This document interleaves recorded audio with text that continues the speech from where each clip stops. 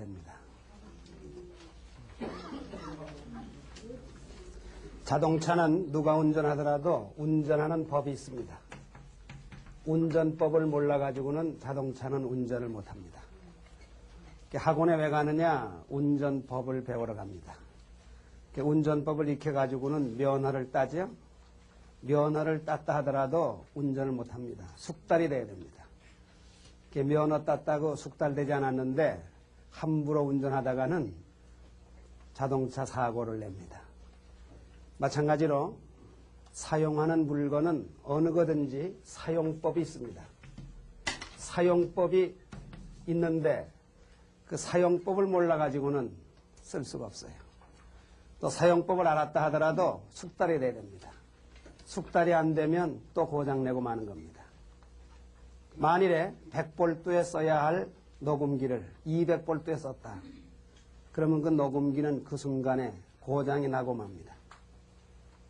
몇 번 써야 고장이 나느냐? 단 한 번으로도 고장이 나는 겁니다. 마찬가지로 우리 인간이 이 세상에 태어나 사는데 사는 법이 있겠느냐 없겠느냐? 반드시 사는 법이 있습니다.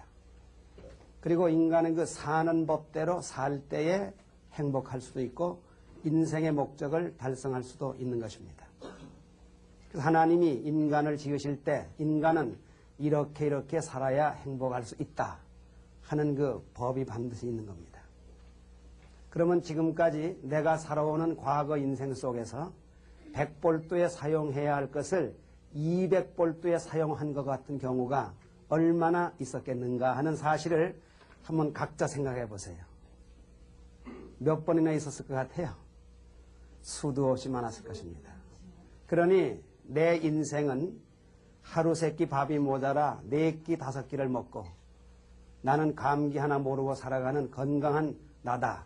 그러지만 그 인생 자체를 따지고 볼 때에 형편없이 고장나고 병든 내 모습이다 하는 사실을 인정하지 않을 수밖에 없습니다. 자, 그러면 이 운전법이라든지 사용법이라든지 인간이 살아가는 사는 법은 언제 결정되느냐는 얘기입니다. 그것은 공장에서 만들 때의 창조 원리가 운전법이 되고 사용법이 되고 사는 법이 되는 겁니다. 대우자동차하고 현대자동차하고 후진 기아 변속할 때 그 방법이 정반대입니다. 현대자동차는 눌러서 당겨야 되고 대우자동차는 당겨가지고 앞으로 밀어야 됩니다. 그래야 후진이 되는 겁니다. 누가 운전하더라도 그 법을 어길 수가 없어요. 왜 그러냐고 하면 공장에 만들 때 그렇게 쓰도록 만들었기 때문에. 공장에서 만들 때 100볼트에 쓰도록 만들어내놓으면 언제든지 100볼트에 써야 돼요. 우리 동네는 200볼트 전압지 되니까 할 수 없지. 그 할 수 없지가 통하지 않는 거예요. 그래서 반드시 200볼트에 사용해야 되는 것이다. 만들 때의 원리가 법이 되는 겁니다. 그래서 창조 원리를 모른다 하면 인간이 어떻게 살아가느냐라고 하는 사는 법을 모르는 겁니다. 오늘 인간이 태어나며 살면서 왜 사는지, 어디를 향해 가는지, 왜 죽는지, 죽은 다음엔 어떻게 되는지, 죽은 다음에 세상은 어떤 세상인지 전혀 모르고 살아가는 인생이 된 이유가 어디 있느냐고 하면 창조 원리를 몰랐기 때문에 그런 것입니다. 그래서 역사 이래 수많은 유명한 교수들이 유명한 강의를 다 했다 하더라도 창조 원리라고 하는 제목을 가지고 강의했다. 이건 역사적인 순간입니다. 그러니까 창조 원리의 강의를 들었다. 이것도 또한 역사적인 순간입니다. 그래서 이 창조 원리를 소개하는 이 시간은 정말 귀한 시간이 아닐 수가 없습니다. 그 다음에 고장난 걸 수리하는 것도 원리를 몰라가지고는 수리를 못합니다. 자동차 고장난 거 수리하는 것도 자동차를 만들 때 그 원리를 기준으로 해서 수리하는 것입니다. 그러니까 고장난 인생도 창조 원리를 몰라가지고는 수리가 될 수가 없어요. 고쳐질 수가 없는 겁니다. 그러니까 사람을 고치는 것도 세상을 고치는 것도 무엇을 중심 삼고냐? 창조 원리를 몰라가지고는 안 되는 겁니다. 자, 그런 의미에서 창조 원리는 대단히 중요한 원리가 될 수 있는 것입니다. 자, 그럼 모든 것은 만들 때 결정된다 그랬는데 하나님은 이 세상을 어떻게 만들었느냐고 하면 모든 것을 상대물로 만들었습니다.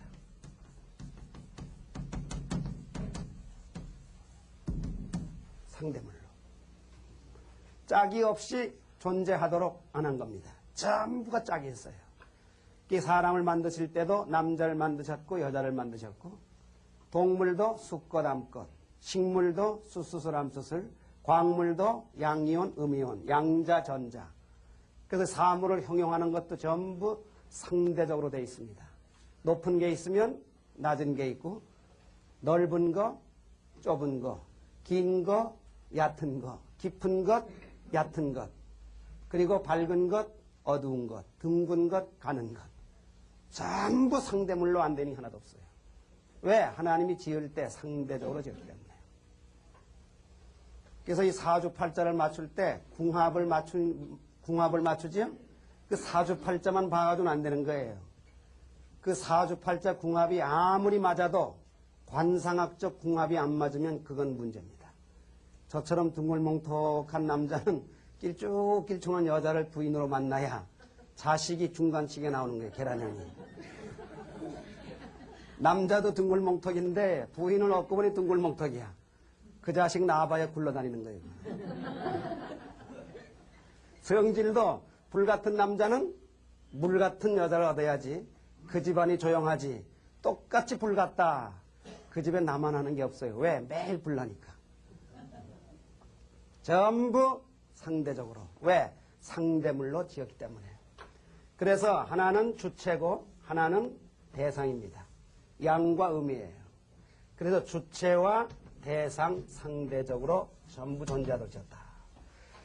저는 상대물로 지어진 모든 존재가 생존하고 번식하고 활동하도록 하는데 어떻게 생존, 번식, 활동하도록 하나님이 지었느냐고 하면 주체와 대상이 서로 상대물이 서로 주고 받으면서 생존, 번식, 활동하도록 만드신 겁니다. 그래서 이 주고받는 작용을 줄 숫자, 근데 받을 숫자, 이게 수수작용이라 그러는 거예요. 주고받으면서 생존, 번식, 활동하도록 만드셨습니다. 사람도 먹어야 살죠. 먹기만 하면 돼요. 먹은 다음엔 배설해야 되는 거예요. 먹긴 먹는데 배설하는 게 고장났다. 그 한 달도 못 가 죽어요. 사람 또 숨을 쉬어 산다 그러죠. 들어신 다음에는 내쉬어야 되는 거예요. 들어쉬는 쉼은 고장이 안 났는데 내쉬는 쉼이 고장이 났어요. 5분도 못 가 죽는 거예요.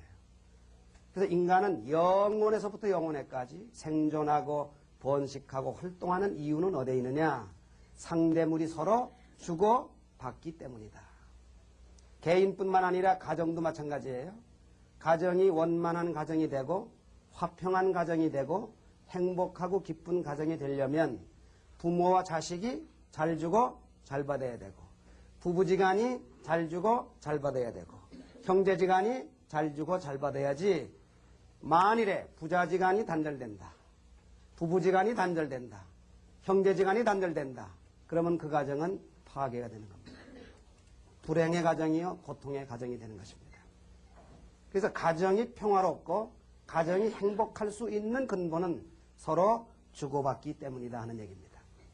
그래서 주고받음으로 말미암아 생존, 번식, 활동이 가능하기 때문에 만일에 주고받는 것이 끊어진다고 하는 사실이 뭐예요? 그게 곧 파멸을 의미하는 것입니다. 단절되면 파멸이에요. 그래 가정 파괴가 뭐냐? 부자지간의 단절, 부부지간의 단절, 형제지간의 단절, 그것이 곧 가정 파멸의 의미를 가져오는 것입니다. 그렇기 때문에 모든 것이 영혼에서 영혼에까지 생존, 번식, 활동하는 것은 서로 주고받기 때문이다. 주고받으면서 하도록 하나님이 창조했습니다.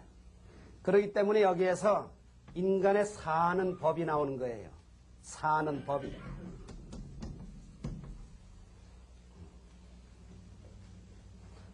자, 주고받는데 주는 것이 먼저겠어요? 받는 것이 먼저겠어요? 주는 것이 먼저입니다. 알긴 참 잘합니다.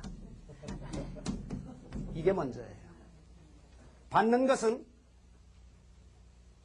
주는 것보다도 받는 것은 나중이죠.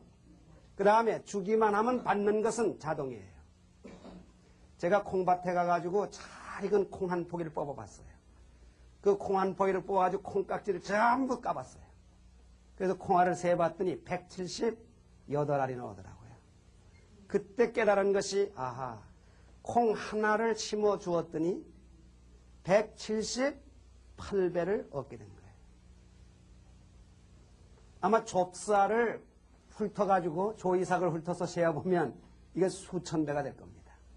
이 천지이치는 주면 돌아오는데 돌아오는 것은 자동인데 절대 하나 주었다고 하나 돌아오는 게 아니에요. 몇백 배로, 몇천 배로 받는 것은 자동이에요. 그래, 왜 못 받느냐? 주는 게 없으니까 못 받는 거예요. 남들은 가을에 가가지고 10가마, 20가마 별을 거두는데 왜 한 가마도 못 거두느냐? 심지를 않았기 때문에. 그러니까 주면 받게 돼 있는데 주지 않으니까 못 받는 거예요. 그래서 주고 받는 가운데 뭐가 먼저냐? 주는 것이 먼저고 받는 것은 자동이에요. 그래서 오늘날 우리 세상 사람들은 어떻게 살아요? 주는 것을 먼저 해요? 받는 것을 먼저 하려고 그래요? 받는 것을 먼저 하려고 합니다. 그렇기 때문에 그게 탈이에요. 100볼트에 꽂아야 할 녹음기를 200볼트에 꽂는 것과 같은 경우가 어떤 경우냐? 주는 것이 먼저인데 주는 것은 하지 않고 받기만을 먼저 하려고 그러는 것. 그것이 잘못이에요. 주긴 왜 줘? 밑에 돈이 숨을 못 쉬나? 응? 주긴 왜 줘? 아깝게. 그 돈이 어떤 돈이고 그 밥이 어떤 밥인데. 그러니 문제가 되는 겁니다. 주는 것이 먼저예요. 자, 그래서 많은 사람에게 사랑받고 싶으냐? 그럼 많은 사람을 사랑해 주는 사람은 많은 사람으로부터 사랑을 받게 되는 것이다. 많은 사람을 용서해 주면, 남의 죄를 용서해 주면 내 죄가 용서받는 것입니다. 내 죄를 씻고 내 실수를 씻는 방법도 이게 수수법입니다. 내가 남에게 실수한 것이 잘못되는 것은 뭐냐면 내가 남에게 실수했던 것처럼 남이 나한테 실수하는 경우가 있어요, 없어요? 있죠? 그때 그것을 용서해주면 내가 남에게 실수한 것이 그때 씻어지는 거예요. 많은 사람을 존경해주는 사람은 많은 사람으로부터 존경받게 되어 있는 것이다. 세상에 보면 남을 존경하지 않는 사람이 어디 가든지 문제고 존경받지 못하는 사람이 되는 겁니다. 많은 걸 주면 많은 걸 받게 되는 겁니다. 받기만을 하지 말고 주기를 먼저 해야 되는 것이다 하는 것이 법입니다. 그렇기 때문에 인간은 줄 때도 기쁘고 받을 때도 기뻐해요. 그래서 주는 기쁨이 있고 받는 기쁨이 있는 것입니다. 그럼 주는 기쁨, 받는 기쁨, 어느 기쁨이 더 진짜일 것 같아요? 주는 기쁨이에요? 받는 기쁨이에요? 주는 기쁨이 더 본질적이에요. 말하세요. 근데 오늘 우리 인간은 받는 기쁨을 찾아 살아요? 주는 기쁨을 찾아 살아요? 받는 기쁨을 찾아 사는 거예요. 이게 잘못 사는 겁니다. 오늘 우리들의 의식 속에는 잘 산다, 못 산다를 많이 가진 자와 못 가진 자로 다룹니다. 잘 사는 사람은 집도 더 평수 넓은 집에 사는 사람이 잘 사는 사람이고 더 재물을 많이 가지고 사는 사람이 잘 사는 사람이다. 그렇게 우리는 생각하죠? 가지지 못하고 살아가는 사람은 잘못 사는 사람이다. 그것이 잘 사는 사람과 못 사는 사람의 기준이 아닙니다. 정말 잘 사는 사람이 누구예요? 법대로 사는 사람이 잘 사는 사람이에요. 법을 어기고 사는 사람은 못 사는 사람입니다. 어떤 물건을 사용할 때 잘 사용하는 사람이 누굽니까? 사용법을 어기지 않고 사용법대로 잘 쓰는 사람이 잘 사는 사람이에요. 잘 쓰는 사람이에요.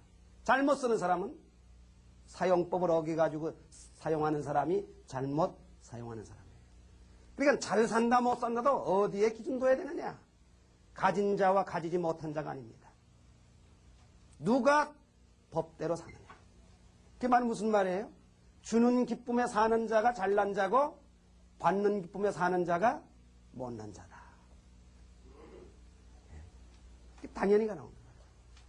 그래서 나는 주는 기쁨에 살아왔느냐 아니면 받는 기쁨을 찾아 살았느냐, 그런 결론이 나오는 것입니다. 어떻게 하면 받는 기쁨보다도 주는 기쁨을 더 많이 얻을 수 있고 가질 수 있는, 남길 수 있는 내 인간 생활이 될 것이냐, 그것이 곧 잘 살 수 있는 비결이 되는 것입니다. 그렇기 때문에 부자와 가난한 자도 뭘로 가르느냐.